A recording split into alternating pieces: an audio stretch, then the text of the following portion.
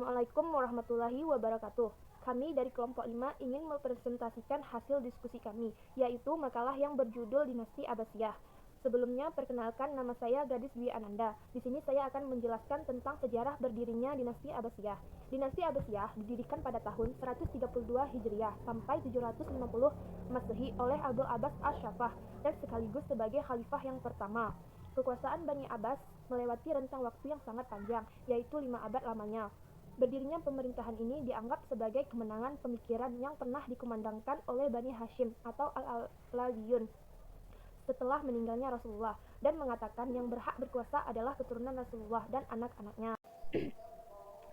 Sebelum berdirinya dinasti Abbasiyah, terdapat 3 poros utama yang merupakan pusat kegiatan, antara lain yang memiliki kedudukan tersendiri dalam memainkan perannya untuk menegakkan kekuasaan keluarga besar paman Rasulullah, Abbas bin Abdullah Muthalib. Dari nama Al-Abbas, paman Rasulullah inilah nama ini didasarkan pada tingkat pusat kegiatan, yaitu ada 3. Yang pertama adalah Humaimah. Humaimah adalah tempat orang yang tentram. Bermukim di kota itu Bani Hashim, baik dari kalangan pendukung Ali maupun dari kalangan pendukung Abbas. Yang kedua adalah Kufa. Kufa merupakan wilayah yang penduduknya menganut aliran Syiah, pendukung Ali bin Abi Thalib, yang bergejolak dan ditindas oleh Bani Umayyah. Yang ketiga adalah Khurasan.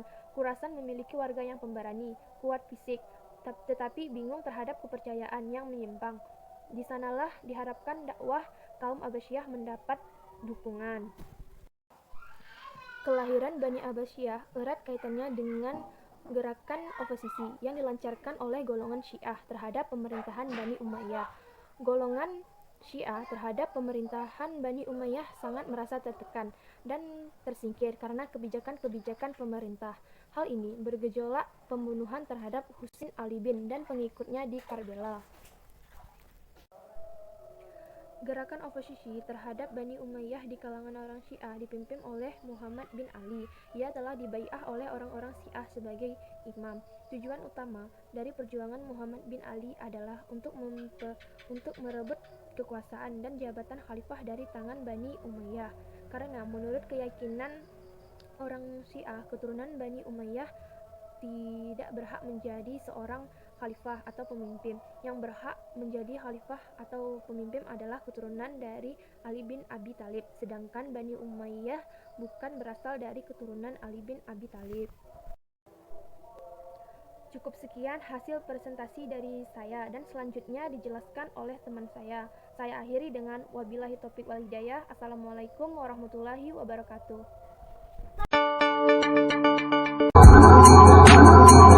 Assalamualaikum warahmatullahi wabarakatuh. Perkenalkan, nama saya Syarifah Qori Balkis.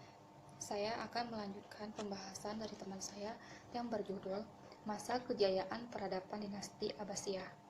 Pada periode pertama Bani Abbasiyah mencapai masa keemasan. Secara politik, para khalifah betul-betul tokoh yang kuat dan merupakan pusat kekuasaan politik sekaligus agama.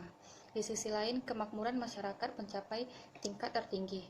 Periode ini juga berhasil menyiapkan landasan bagi perkembangan filsafat dan ilmu pengetahuan dalam Islam. Peradaban dan kebudayaan Islam tumbuh dan berkembang, bahkan mencapai kejayaan pada Abbasiyah. Hal tersebut dikarenakan dinasti Abbasiyah pada periode ini lebih menekankan pembinaan peradaban dan kebudayaan Islam daripada peluasan wilayah. Di sini letak perbedaan pokok antara dinasti Umayyah dan dinasti Abbasiyah. Pada masa hidup para filsuf, pujangga, ahli baca Al-Quran, dan para ulama di bidang agama, didirikan perpustakaan yang diberi nama Baitul Hikmah. Di dalamnya dapat orang membaca, menulis, dan berdiskusi. Khalifah Harun ar-Rahman sebagai orang yang taat beragama. Lembaga pendidikan pada masa dinasti Abbasiyah mengalami perkembangan dan kemajuan sangat pesat. Hal ini sangat ditentukan oleh perkembangan bahasa Arab, baik sebagai bahasa administrasi yang sudah berlaku sejak masa Bani Umayyah, walaupun sebagai bahasa ilmu pengetahuan. Di samping itu, kemajuan tersebut tidak juga ditentukan oleh 2 hal sebagai berikut, yaitu yang pertama, terjadinya asimilasi antara bahasa Arab dengan bangsa-bangsa yang lebih dahulu mengalami perkembangan dalam bidang ilmu pengetahuan pada masa pemerintahan Bani Abbas, bangsa-bangsa non-Arab yang masuk Islam. Yang kedua, gerakan penerjemah berlangsung dalam 3 fase. Fase pertama pada masa Khalifah hingga Harun ar-Rasyid. Pada fase ini yang banyak diterjemahkan adalah karya-karya dalam bidang astronomi dan mantik. Fase kedua berlangsung mulai masa Khalifah Al-Ma'mun hingga tahun 300 Hijriah. Fase ketiga berlangsung setelah tahun 300 Hijriah, terutama setelah adanya pembuatan kertas. Khalifah Harun ar-Rasyid merupakan penguasa yang paling kuat di dunia pada saat itu. Tidak ada yang menyamainya dalam hal kekuasaan yang diperintahnya, dan kekuatan pemerintahnya, serta ketinggian kebudayaan dan dalam peradaban dan perkembangan di negaranya. Sekian dari saya. Assalamualaikum warahmatullahi wabarakatuh. Assalamualaikum warahmatullahi wabarakatuh. Perkenalkan, nama saya Cici Monalisa, saya dari kelompok 5. Baiklah, saya akan melanjutkan penjelasan dari teman saya Syarifah Qori Balqis. Saya akan menjelaskan mengenai faktor-faktor yang menyebabkan kemunduran dinasti Abbasiyah. Kebesaran, keagungan, dan kemegahan kota Baghdad yang menjadi pusat pemerintahan dinasti Abbasiyah seolah-olah hanyut di bawah sungai Tigris. Setelah kota itu dibumi hanguskan oleh tentara Mongol di bawah Hulagukan pada tahun 1258 Masehi. Menurut Dr. Badriyatim MA, faktor yang menyebabkan kemunduran dinasti Abbasiyah ada 4. Yang pertama, persaingan antar bangsa. Khalifah Abbasiyah didirikan oleh Bani Abbas, di mana mereka melakukan persekutuan dengan orang-orang Persia. Persekutuan dilatar belakangi oleh persamaan nasib pada saat pemerintahan Bani Umayyah. Keduanya bersama-sama tertindas. Dan yang kedua, kemerosotan ekonomi. Pada periode pertama, dinasti Abbasiyah merupakan pemerintahan yang kaya dan keuangan yang masuk lebih besar daripada yang keluar. Akan tetapi, Khalifah Abbasiyah mengalami kemerosotan ekonomi dengan kebersamaan kemunduran di bidang politik, sehingga terjadilah kemerosotan ekonomi. Dan yang ketiga, Perang Salib. Perang Salib merupakan sebab eksternal umat Islam.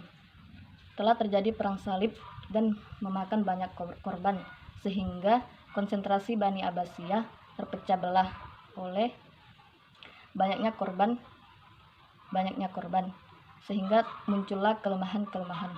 Dan yang keempat, serangan bangsa Mongol. Serangan bangsa Mongol ke wilayah Islam menyebabkan kekuatan Islam melemah, apalagi serangan Hulagukan yang menyebabkan kekuatan Islam melemah dan kekuatan Bani Abbasiyah melemah, sehingga mereka menyerah kepada kekuatan Mongol. Dan yang selanjutnya, masa akhir pemerintahan Bani Abbasiyah adalah pada saat dihancurkannya kota Baghdad oleh pasukan Mongol yang dipimpin oleh Hulagukan 656 Hijriah atau 1258 Masehi. Pada waktu menghancurkan kota Baghdad, Khalifah dan keluarganya dibunuh di suatu daerah dekat Baghdad, sehingga berakhirlah Bani Abbasiyah. Demikianlah. Assalamualaikum warahmatullahi wabarakatuh.